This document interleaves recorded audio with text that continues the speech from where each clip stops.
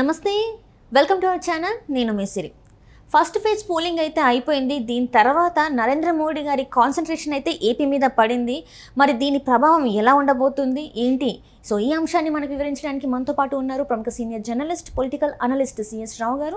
నమస్కారం సార్. నమస్తే సార్, ఇప్పుడు చూస్తుంటే అయితే ఫస్ట్ ఫేజ్ పోలింగ్ అయితే జరిగిపోయింది.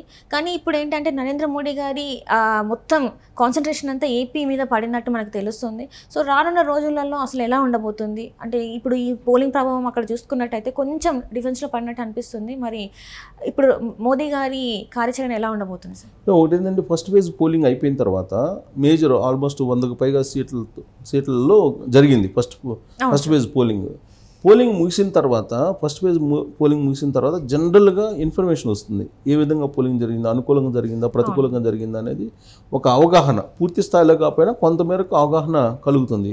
బహుశా అవగాహన వచ్చిన తర్వాత అక్కడ ఏదన్నా నష్టపోయినందువల్ల నష్టపోతామనేటువంటి ఆలోచనతోటి రాబోయేటువంటి ఫేజుల్లో జరిగేటువంటి ఎలక్షన్స్లో గెయిన్ అయ్యేదానికి నరేంద్ర మోడీ వాయిస్ మార్చారా అనేటువంటి ఒక అభిప్రాయం కలుగుతుంది. దానికి బలం చేకూరేలా రాహుల్ గాంధీ ఒక స్టేట్మెంట్ ఇచ్చారు. ఫస్ట్ ఫేజ్లో బీజేపీ అనుకున్న స్థాయిలో లాభపడలేదు. అందుకే నరేంద్ర మోడీ భారతదేశంలో ఉండేటువంటి ఆస్తులన్నింటినీ ముస్లింలకు పంచిపెట్టడానికి కాంగ్రెస్ పార్టీ సిద్ధంగా ఉంది అని చెప్పి కామెంట్ చేశారు. ఆ కామెంట్ వెనక ఫస్ట్ ఫేజ్లో డిఫెన్స్లో పట్టుకుని బీజేపీ అనేటువంటిది రాహుల్ గాంధీ వ్యక్తం చేసినటువంటి అభిప్రాయం. ఆయన ఏం చేశారు, నరేంద్ర మోడీ ఒకవేళ మీరు కాంగ్రెస్ పార్టీకి ఓటేస్తే మీ సంపదను, జాతి సంపదను ముస్లింలకు పంచిపెడుతుంది కాంగ్రెస్ పార్టీ, వాళ్ళ మేనిఫెస్టోలో ఆ విధంగా పొందుపరిచారు అనేటువంటి వ్యాఖ్యానాలు చేస్తూ మీరు అప్రమత్తంగా ఉండండి, ఆలోచించి ఓటేయండి అని చెప్పి ఆయన చెప్పడం జరిగింది. ఆ వ్యాఖ్యలు మతపరమైనటువంటి విద్వేషాలను రెచ్చగొట్టేలా ఉన్నాయని చెప్పి ఆల్రెడీ ఎన్నికల కమిషన్ కంప్లైంట్ చేయడం కూడా జరిగింది. ఎందుకంటే ముస్లింలకు పంచిపెడతారని అంటే ముస్లింలకి హిందువులకు మధ్య కొంత ఘర్షణ వాతావరణం తీసుకొచ్చి రాజకీయంగా లబ్ధి పొందాలనే ఆలోచన నరేంద్ర మోడీ చేస్తున్నారు అనేది కాంగ్రెస్ పార్టీ వాళ్ళు చేస్తున్నటువంటి కామెంట్. సో అలాంటి తీవ్రమైనటువంటి కామెంట్ ఎందుకు చేయాల్సి వచ్చిందంటే ఫస్ట్ ఫేజ్లో జరిగినటువంటి పోలింగ్లో అనుకున్నటువంటి స్థాయిలో పర్ఫార్మెన్స్ లేదు అనేది బీజేపీ వద్ద సమాచారం ఉందని కాంగ్రెస్ పార్టీ చెప్తుంది. అయితే నెక్స్ట్ ఫేజ్లో జరిగేటువంటి ఎలక్షన్స్లో ఇప్పుడు 4వ ఫేజ్లో మనకు ఆంధ్రప్రదేశ్ కానీ తెలంగాణ కానీ జరుగుతుంది. సో ఈ నెక్స్ట్ ఫేజ్లో 2, 3, 4 ఫేజుల్లో జరిగేటువంటి ప్రాంతాల్లో ఖచ్చితంగా కాన్సన్ట్రేషన్ ఎక్కువ పెరుగుతుంది. ఎందుకంటే ఫస్ట్ ఫేజ్లో నీకు ఫస్ట్ డౌన్ క్రికెట్లో ఫస్ట్ వికెట్ పడిపోయింది అనుకోండి, నెక్స్ట్ వాళ్ళ మీద కొంచెం ఎక్కువగా ప్రెషర్ పడుతుంది, ప్లస్ ఎక్కువగా కాన్సన్ట్రేషన్ కూడా పెరుగుతుంది. సేమ్ అదే తరహాలో ఇప్పుడు నెక్స్ట్ ఫేజ్లో జరిగేటువంటి ఎలక్షన్స్ మీద కాన్సన్ట్రేషన్ పెరుగుతుంది. ప్రధానంగా తెలుగు రాష్ట్రాల్లో ఉత్తర భారతదేశం, దక్షిణ భారతదేశం తీసుకుంటే ఉత్తర భారతదేశంలో సగం సీట్లు వస్తాయి, దక్షిణ భారతదేశంలో శూన్యం బీజేపీకి అనేది ఒక నినాదం తీసుకుంది ఇప్పుడు కాంగ్రెస్ పార్టీ. సో దాంతో ఇప్పుడు దక్షిణ భారతదేశం మీద ఇంకా ఎక్కువ కాన్సన్ట్రేషన్ పెరిగింది నరేంద్ర మోడీది. అందులో కూడా తెలంగాణ అలాగే ఆంధ్రప్రదేశ్ మీద ఎక్కువగా కాన్సన్ట్రేషన్ పెరిగింది. ఈ క్రమంలో ఎలాంటి గేమ్ ప్లే చేయాలి, తెలంగాణలో ఎలాంటి గేమ్ ప్లే చేయాలి, ఆంధ్రప్రదేశ్లో ఎలాంటి గేమ్ ప్లే చేయాలి అనే దాని మీద సహజంగా ఏ రాజకీయ నాయకులైనా ఆలోచిస్తారు. ఇప్పుడున్నటువంటి పరిస్థితుల దృష్ట్యా ఎలాంటి గేమ్ ప్లే చేస్తాడు నరేంద్ర మోడీ అలాగే అమిత్ షా అనేటువంటి ఒక అంచనా వేస్తే కనుక బీఆర్ఎస్ పార్టీని తమ వైపు తిప్పుకొని బీఆర్ఎస్ పార్టీని నలిఫై చేసి బీజేపీ వైపు తిప్పుకునేటువంటి ప్రయత్నం తెలంగాణలో చేస్తుంది. ఇప్పుడు ఆల్రెడీ కవిత బెయిల్ ఉన్నారు, 3వ తారీఖుకి తీర్పు రిజర్వ్ అయ్యి ఉంది, బెయిల్ ఇస్తారా ఇవ్వరా అనేది. సో ఈ ఎలక్షన్ అయిపోయిన దాకా ఆ బెయిల్ వచ్చే పరిస్థితి లేదనేది కూడా ఒకటి వినిపిస్తుంది. అయితే ఇక్కడ బీఆర్ఎస్ పార్టీ బీజేపీని గెలిపించేటువంటి బాధ్యతను తీసుకునేలా పరిణామాలను మారుస్తుంది బీజేపీ, ఢిల్లీ అగ్రనేతలు, ఢిల్లీ బీజేపీ అనేది ఒకటి వినిపిస్తుంది.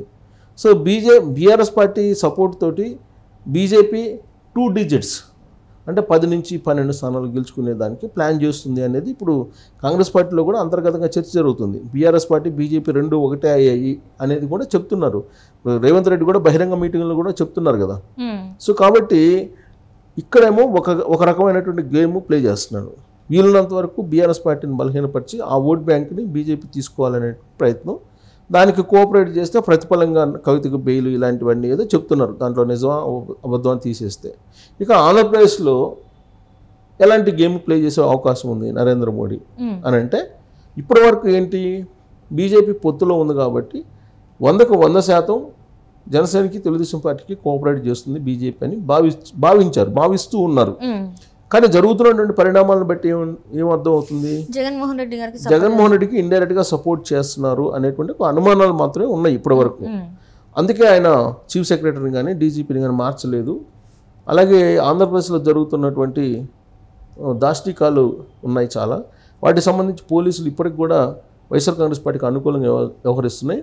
ఇన్ని కంప్లైంట్లు ఇచ్చినా కానీ చర్యలు మాత్రం తీసుకోవట్లేదు అనేది వినిపిస్తుంది. దానికి కారణం ఏంటంటే ఇండైరెక్ట్గా నరేంద్ర మోడీకి జగన్మోహన్ రెడ్డికి మధ్య ఉన్నటువంటి రాజకీయపరమైనటువంటి అనుబంధం లేదంటే సంబంధాలు ఇవే కారణం అని చెప్పి ఇప్పటి వరకు జరిగినటువంటి చర్చ. ఇప్పుడు రాబోయేటువంటి రోజుల్లో అది ఇంకా బలపడేటువంటి అవకాశం ఉండేలాగా కనిపిస్తుంది. ఎందుకంటే ఇప్పుడు వైఎస్ఆర్ కాంగ్రెస్ పార్టీకి ఎంపీలు వచ్చినా బీజేపీ సపోర్టే, తెలుగుదేశం పార్టీ జనసేనకు వచ్చినా బీజేపీ సపోర్ట్. కాబట్టి 25 ఎంపీలకి 25 తమవే అనేటువంటి భావనలోకి నరేంద్ర మోడీ అమిత్ షా వచ్చేటువంటి అవకాశం ఉంది. వచ్చినటువంటి క్రమంలో పైగా ఫస్ట్ ఫేజ్ జరిగినటువంటి ఎలక్షన్ జరిగిన తర్వాత పోలింగ్ జరిగిన తర్వాత ఇక్కడ ప్రతి ఎంపీ సీటు ఇంపార్టెంట్ అనేటువంటి భావనకి వచ్చినటువంటి క్రమంలో వైఎస్ఆర్ కాంగ్రెస్ పార్టీని బలహీనపరిచేటువంటి విధంగా కానీ లేదంటే వైఎస్ఆర్ కాంగ్రెస్ పార్టీకి స్వేచ్ఛ లేకుండా చేసేటువంటి విధంగా కానీ లేదా వైఎస్ఆర్ కాంగ్రెస్ పార్టీ చేసేటువంటి దాష్టికాలు ఏవైతే ఉన్నాయో వాటిని అడ్డుకునేటువంటి ప్రయత్నం కానీ బీజేపీ ఢిల్లీ పెద్దలు చెయ్యరు అనేటువంటి ఒక అభిప్రాయం ఉంది. ఎందుకనంటే అటు వైసీపీ గెలిచినా ఇటు తెలుగుదేశం పార్టీ గెలిచినా జనసేన గెలిచినా మొత్తం ఎంపీలు బీజేపీ కాబట్టి న్యూట్రల్గా వ్యవహరిస్తారు. బీజేపీ అగ్రనేతలు న్యూట్రల్గా వ్యవహరిస్తారు, ప్లస్ పట్టినట్టుంటారు. క్షేత్రస్థాయిలో ఏపీలో అటు తెలుగుదేశం పార్టీ ఇటు వైఎస్ఆర్ కాంగ్రెస్ పార్టీ రెండు యుద్ధానికి దిగినటువంటి క్రమంలో ఆ యుద్ధంలో బీజేపీ ఎలా వ్యవహరించాలి, తెలుగుదేశం పార్టీ జనసేన వైపు ఉండాలి పొత్తులో ధర్మం ప్రకారం. కానీ గోడ మీద పిల్లిలాగా ఉండి అటు వైసీపీకి వచ్చే ఎంపీలని ఇటు జనసేన తెలుగుదేశం పార్టీకి వచ్చే ఎంపీలని కూడా తమ వైపు తీసుకునే ప్రయత్నం చేస్తున్నారు. దానికి కారణం ఏంటంటే ఫస్ట్ ఫేజ్లో అనుకున్న రీతిలో పర్ఫార్మెన్స్ లేదు బీజేపీకి. కాబట్టి ఇక్కడ వైసీపీకి వచ్చేటువంటి 3, 4, 5 ఆ ఎంపీలు కూడా మాకు అవసరము అనేటువంటి అభిప్రాయానికి వాళ్ళు వచ్చారు. సర్వేల్లో 4-5 వస్తాయని చెప్పి వైసీపీకి చెప్తున్నప్పటికి కూడా ఆ 4-5 కూడా కావాల్సి వస్తుందేమో అనేటువంటి అభిప్రాయంతో గోడ మీద పిల్లిలాగా ఒక డ్యూయల్ గేమ్ ఆడేదానికి బీజేపీ అగ్రనేతలు వస్తూ ఉన్నారు అనేటువంటి ఒక బలమైనటువంటి ప్రచారం నడుస్తుంది. ఇప్పటివరకు నడుస్తుంది, అది అలాంటిదే నడుస్తుంది. దానికి మరింత బలం చేకూరేలా ఇప్పుడు రాబోయేటువంటి రోజుల్లో వాళ్ళ యొక్క తీరు ఉండేటువంటి అవకాశం ఉంది అంటున్నారు. ఇది రుజువు కావాలంటే రాబోయేటువంటి రోజుల్లో నరేంద్ర మోడీ 4 చోట్ల ఆంధ్రప్రదేశ్లో మీటింగ్లు పెట్టబోతున్నారు. ఆ మీటింగుల్లో ఏ విధంగా ఆయన వ్యవహరిస్తాడు అనే దాని మీద అసలు ఈ పొత్తు ఉంటుందా ఊడుతుందా అనేది క్లారిటీ వచ్చే అవకాశం. అంటే నిన్న ఒక న్యూస్ పేపర్లో ఒక న్యూస్ వచ్చింది సార్, ఏంటంటే బీజేపీ వైసీపీకి సపోర్ట్ చేయట్లేదు, ఈసారి ఖచ్చితంగా అన్ని రకాలుగా అంటే జగన్మోహన్ రెడ్డి ఏవి అయితే అవినీతికి పాల్పడ్డారో వాటన్నిటి గురించి మాట్లాడే అవకాశం ఉందని చెప్పేసి ఒక బీజేపీ నేత మాట్లాడడం జరిగింది. మోదీ గారు కూడా దానికి సహకరిస్తారంటే మాట్లాడతారనే తను చెప్పడం జరిగింది. మరి ఇప్పుడు మోడీ గారు మరి మాట్లాడతారంటే అంటే మీరు చెప్పిన దాంట్లోనేమో సినారియో ప్రకారం మాట్లాడే అవకాశం ఉండకపోవచ్చు. ఎందుకంటే ఫస్ట్ ఫేజ్లో పోలింగ్ వాళ్ళు అనుకున్న స్థాయిలో వాళ్ళు ఏం చెప్తున్నారు మొదటి నుంచి ఎన్డీఏకి 400+, బీజేపీకి 370+ అంటున్నారు. ఆ స్థాయిలో ఫస్ట్ ఫేజ్ పోలింగ్ కనిపించట్లేదు. అందువల్ల ఇక్కడ వాయిస్ ఆయన తగ్గించేస్తారు, అసలు మాట్లాడరు అనుకుంటాం. చిలకలూరుపేటలో ఏ విధంగా చిలక పలుకులు పలికి వెళ్ళిపోయారో అలాంటి పలుకులే పలికి వెళ్ళిపోతాడు అనుకుంటున్నాను నేనైతే. Right sir, right, thank you so much.